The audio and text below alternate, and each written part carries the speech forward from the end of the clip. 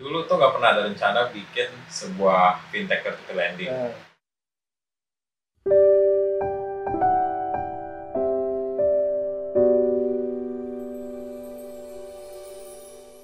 Kita tahu di Indonesia tuh masalah dihadapin sama kita semua itu kemiskinan dan kesenjangan lah. Dari situ melihat apa yang bisa kita bantu sih buat meningkatkan masyarakat piramida bawah buat naik kelas supaya lebih sejahtera. Ada yang butuh modal 500.000 buat dagang di pasar, yang modalin. Ada yang butuh buat beli mesin las. Ya udah, fast forward sekarang udah lebih dari 3 triliun pendanaan yang disalurkan. Kita melayani lebih dari 500.000 pengusaha mikro di seluruh Indonesia.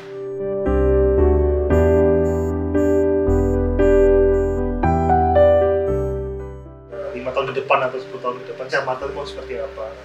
5 tahun ke depan, wah ini sekarang lagi di masa pandemi gini. Gak bisa ngukur ya? Gak usah jauh-jauh dulu lah.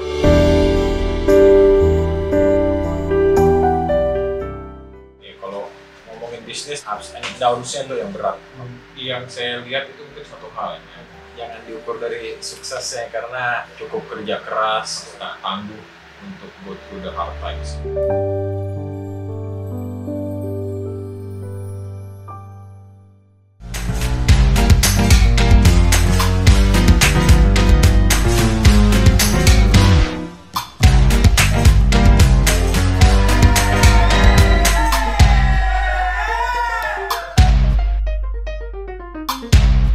Selamat sore, Bro Andi Taufan, gimana kabar? Alhamdulillah, baik-baik. Beliau ini adalah salah satu anak muda yang cukup berhasil, jadi founder dan CEO Amarta. Amarta adalah satu fintech peer-to-peer yang besar ya? Salah satu lah. Salah satu ya? Dan kita masih jauh menuju yang besar. Iya. Dan konsepnya berbeda, jadi kita coba gali apa konsep berbeda Amarta dengan fintech-fintech yang lain. Sebelum kita masuk ke Amarta yang sudah besar sekarang, gimana sih awal mulanya bisa jadi besar? Bisa sharing dulu Andi Taufan gimana? Awal mulanya ya, wah ini perjalanan flashback hampir 11 tahun yang lalu. 11 tahun ya? Lumayan panjang ya perjalanannya. Nah, dulu tuh nggak pernah ada rencana bikin sebuah fintech peer-to-peer lending. Dulu aspirasinya tuh kita tahu di Indonesia tuh masalah sosial yang terbesar, masalah ekonomi yang dihadapin sama kita semua itu kemiskinan dan kesenjangan lah. Nah, dari situ ngelihat apa yang bisa kita bantu sih buat meningkatkan masyarakat piramida bawah buat naik kelas supaya lebih sejahtera. Saya belajar salah satu tools buat alleviate poverty itu microfinance. Karena pengusaha-pengusaha mikro ini yang tinggal di pedesaan atau piramida bawah udah ada aktivitasnya, udah tahu mau usaha apa, cuma keterbatasan modal lah. Makanya dengan kita suntikin modal, mereka bisa langsung opening doors lah buat opportunities, buat besarin bisnisnya. Jadi aspirasinya dari sana. Kemudian cobain project kecil, bantuin pengusaha-pengusaha di desa Ciseeng di Bogor. Saya waktu itu project pertama ya? Bogor. Iya, jadi itu emang tujuannya cuma ya bantu-bantu aja. Ada yang butuh modal 500.000 buat dagang di pasar, yang modalin. Ada yang butuh buat beli mesin las, ada saya kasih 500.000. Nah dari situ, oh ternyata segitu bernilainya gitu pinjaman 500.000 kalau yang dapatkan mereka yang bergerak di sektor mikro gitu. Nah dari situ kenapa nggak coba dibesarin? Ya udah, fast forward 5 tahun kemudian ngelihat trennya ini terus bisa berkembang dan impact-nya nyata. Kenapa nggak coba kita publik yang lebih luas? Karena kan kalau kita ngomongin akses ke mikro ini, yang bisa ngakses ya Amarta bisa akses, bisa ngasih modal. Tapi sebenarnya semangat Amarta buat social impact, impact investing itu bisa juga dirasain publik. Makanya kita bikin platformnya peer-to-peer lending. Jadi masyarakat yang pengen berinvestasi, pengen membantu ekonomi UMKM, ada tempatnya gitu, ada platformnya. Nah, kita bikin Amarta sebagai platform buat diversifikasi investasi lah, selain high return, tapi di sini juga ada impact ya? Ada impact-nya. Betul. Dan ya sekarang terus berkembang sampai sekarang ini. Itu dari awal nih infonya kan di desa ya, terus jadi platform tuh transisinya berapa lama gitu? Itu lebih ke ngelihat momentum teknologi sih. Jadi 2010 bikin microfinance, cuma melayani satu desa doang di Bogor. Habis itu 2011, oh ini jalan dari satu desa ke 5 desa gitu. Jadi nggak eksponensial gitu. Terus udah beberapa tahun, 2015 tren perusahaan startup waktu itu kan e-commerce lah, awal-awal teknologi company ya. Fintech mungkin waktu itu belum ada, cuma ya kita ngelihat Eropa, di US, fintech tuh lagi bagus lah trennya. Nah, di Indonesia belum ada, kita jalanin, kita coba transform Amarta jadi fintech peer-to-peer lending. Ternyata antusiasme publik juga bagus, dan semangat publik buat impact investing ternyata besar juga gitu loh. Jadi pas lah kayaknya. Terus yang menarik kan transisi dari yang mungkin belum teknologi ke teknologi base ya. Yang saya tahu juga izin untuk peer to peer juga nggak mudah ya. Gimana prosesnya? Apakah pas masuk teknologi itu apa yang dilihat dulu, ataupun dengan mitra siapa yang kerjasama sehingga bisa jalan dan bisa proses di regulator juga smooth? Iya, justru 2016 lah. Jadi 2015 kita bikin platformnya, 2016 launch ke publik, amarta.com. Butuh waktu juga itu, dan mungkin momentumnya juga pas secara regional juga kan ASEAN fintech ekosistem baru mulai dibangun. Kita patut bersyukur juga sih regulator Indonesia mau belajar mungkin ya. Mau belajar dan cukup inovatif gitu, cukup agile untuk kayaknya harus dibangun nih aturannya. Akhir 2016 keluar tuh POJK 77 untuk mengatur peer-to-peer lending. Jadi mereka ada dua prosesnya, terdaftar dulu, bisnisnya jalan, baru habis itu berizin. Kita salah satu yang pertama terdaftar, 2 tahun kemudian lah, 2019 baru keluar izinnya, dan kita salah satu yang pertama juga mendapatkan izin dari OJK. Terus yang menarik kan kalau bikin bisnis juga nggak jauh dari investor ya, dan saya lihat juga ada beberapa investor besar bisa masuk ke Amarta. Ini buat teman-teman muda yang mau belajar, mau meyakinkan investor yang besar mau naruh, itu apa yang harus diyakinkan? Yang harus diyakinkan, kalau dari kita sebelum ke sana sih bisnis modelnya bikin dulu, bisa creating values gitu, apa impact buat community-nya, secara revenue modelnya jalan, berikutnya seberapa besar sih pasar yang mau digarap gitu. Investor itu kan bakal mau masuk karena selalu ada upside-nya kan ya. Jadi mulai dari sini masih bisa melayani sampai berapa besar lagi, mungkin itu yang membuat kita bisa. Mungkin biar semangat teman-teman yang lihat, boleh tahu berapa sih invest paling besarnya ke Amarta itu, biar ternyata bisnis itu nggak, kalau diseriusi bisa jadi besar ya. Jadi ya berapa besar investor? Nah ya itu bisa baca di berita lah. Oh iya. Sangat merendah nih. Iya, ada di berita lah beberapa miliar masuk di kita. Kalau dari saya sih bukan nilai investasinya yang diukur ya, karena memang misinya Amarta kita kan memberdayakan masyarakat piramida bawah supaya usahanya makin maju, di mana mengajak publik lebih luas buat alternatif investing, mendanai ke sektor real lewat Amarta karena returnnya menarik, tapi juga kreat. Ya dari situ sih, makanya semangatnya masih melihat bahwa ini kita masih baru mulai lah. Kalau ngomong bagusnya banyak hal yang sudah menarik di bagus, tapi kita loncat agak flashback lagi. Posisinya kan dulu sudah sekolah sudah bagus di Harvard ya, terus kerja di IBM yang mungkin sudah pendapatan sudah lumayan. Kenapa kok tiba-tiba pendapatan nggak lumayan lah, saya masih fresh grad kerjanya tuh masih analis.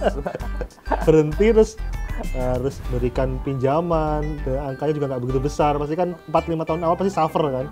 Itu kenapa mau loncat awal pindah dari sesuatu yang nyaman jadi pindah ke mulai hal yang baru ya? Kita sebagai anak muda juga punya peran untuk gimana melihat masa depan Indonesia jauh lebih baik ke depan. Itu dicatat tuh, anak muda harus berperan. Iya. Apa namanya? Ya mumpung umurnya masih bisa, kesempatan buat berbuat salah tuh banyak gitu loh. Iya. Bisa di-revise sebenerin. Iya, kalau misalnya kan waktu itu mulai umur 23 kalau fail bikin bisnis ya balik lagi ke dunia kerja gitu. Ya hampir fail juga sih. Kayaknya tiap tahun tuh almost die gitu. Apalagi kalau profit bottom line belum kelihatan gitu ya. Saya masih survive aja, tapi ya ada dijalanin, alhamdulillah ada jalannya lah. Kalau kita kembali lagi, seberapa besar sih size bisnisnya Amarta sekarang? Mungkin biar Amarta size-nya kita sekarang udah lebih dari 3 triliun pendanaan yang salurkan. Kita melayani lebih dari 500.000 pengusaha mikro, ibu-ibu punya keluarga 4 orang ya. Jadi hampir 2 juta mudah-mudahan yang mendapatkan. Jadi konsepnya Amarta ini beda sama fintech lain. Dia memberikan ke ibu-ibu ya. Jadi ke ibu-ibu dan modelnya kayak setengah orang lagi arisan modelnya kayak gitu, ataupun kumpul di pedesaan dibiayai, ada 1 atau 2 mungkin yang ketuanya yang sebagai jadi ketua majelis sebagai penanggung. Jadi idenya cukup brilian, marketnya beda dan juga bisa jadi investor ya, bisa nempatkan juga kalau mau investasi sekarang daripada diem bingung mau naruh di mana, bisa juga investasi di nggak kalah lah returnnya dibanding reksadana atau kalau main saham kan sekarang lagi turun tuh. Kalau lebih prediktif lah kalau di Amarta returnnya. Terus tadi kan disampaikan, saya juga sempat lihat profil timnya kan juga lumayan punya nama lah, ada yang dari mantan di perbankan ataupun sejenis finance, ada juga yang lulusan dari luar negeri. Gimana nge-grab dengan kondisi di awal ya? Kalau di sekarang udah mature bisnisnya, sudah mulai agak bagus lah. Tapi di awal kan 2016 awal dibangun. Itu awal-awal juga belum tentu ada yang tahu siapa Amarta. Iya, itu jadi, gimana meyakinkan gitu? Belum banyak yang bisa direkrut yang bagus-bagus. Baru setahun ini baru ya, sambil ya kita fundraising, kita ajak investor baru masuk karena kita mau membuat bisnis ini tumbuh secara eksponensial ke depannya. Untuk itu kan perlu merekrut talent yang krim de la krim lah di top of the market. Alhamdulillah sih mereka yang ada di Amarta, leadership timnya, manajemen timnya punya value yang sama lah, to creating meaningful impact gitu buat Indonesia. Terus ini kan sudah aset 3 triliun ya, 5 tahun ke depan atau 10 tahun ke depan sih Amarta mau seperti apa harapan? 5 tahun ke depan, wah ini sekarang lagi di masa pandemi gini. Iya, nggak bisa ngukur ya? Nggak usah jauh-jauh dulu dah. Kita bisa melewati pandemi dengan baik. Pandemi aja bisa sustain, bisa survive, itu udah oke banget. Kalau dari saya sih milestone yang paling deket tuh gimana bisa melayani 1 juta dulu. Dan ke depannya di pilar bisnis kita gimana membuat masyarakat jauh lebih sejahtera itu, kita mulai dari pendanaan, kita mulai dari ngasih mereka modal usaha. Berikutnya gimana bisa mereka menurunkan biaya hidup, gimana mereka bisa nabung, mereka bisa punya proteksi dan bisa contribute back to community lah. Jadi masih journey yang panjang lah menuju ke sana. Tapi bagian dari proses untuk jadi lebih besar ya? Iya, mudah-mudahan lah menuju ke sana bisa. Terus biasanya kalau muaranya perusahaan besar itu kan IPO ya? Apakah ada mimpi juga ke depan untuk jadi perusahaan listing gitu? Ya insya Allah lah, yang kita harapkan juga kan ini bisa dimiliki perusahaan ini ya, miliki publik ya? Jadi aset bangsa juga ke depannya, buat publik juga. Terus buat teman-teman ini yang muda-muda tuh sukses kayak Bro Andi Taufan ini gimana sih? Apa yang harus ditanamkan atau dijalankan atau seperti apa? Menurut gua jangan diukur dari suksesnya karena perjalanannya kayaknya tidak semudah itu sih. Pertama cukup kerja keras, tangguh untuk go through the hard times, kan yang susah-susahnya itu kan up and downs-nya tuh yang berat. Kalau ngomongin bisnis, kita di peer-to-peer lending kita menyalurkan pendanaan, terus kita bisnisnya udah mulai lebih besar, harus jaga quality, jaga quality, mungkin ada yang fraud gitu kan. Nah, itu ya harus siap dengan kayak gitu. Terus nanti kita mau tumbuh besar, harus nyari sumber dana lebih banyak lagi. Terus orang-orang di dalamnya juga kan berotasi lah, jadi ada yang resign, terus harus replace lagi, harus bangun. Jadi itu menjaga energi, menjaga apa untuk tetap fokus ya itu ya. Tetap fokus dengan long term goals-nya kan. Kalau memang ada masalah-masalah kecil ya itu bagian dari perjalanan panjangnya. Yang saya lihat itu mungkin satu hal ya, yang jadi kuncinya sih, tangguh untuk go through the hard times sih. Karena semua pasti ngalami ya, apalagi saat kondisi saat ini pandemi, buat pembiayaan juga nggak gampang kan. Terutama di awal-awal masa pandemi, Amarta melayani sektor UMKM, dan sektor UMKM termasuk yang terdampak lumayan besar sih. Kita ngelihat segmennya Amarta, mereka yang tadinya udah 5 kali, 6 kali minjem lancar-lancar terus, gara-gara pandemi ini turun kualitasnya, langsung drop gitu, langsung usahanya bangkrut, aktivitas jadi school from home. Mereka biasa dagang di sekitaran sekolah, biasa dagang di alun-alun tempat keramaian, kita batasin physical distancing, social distancing. Iya berat makanya buat survive di sini.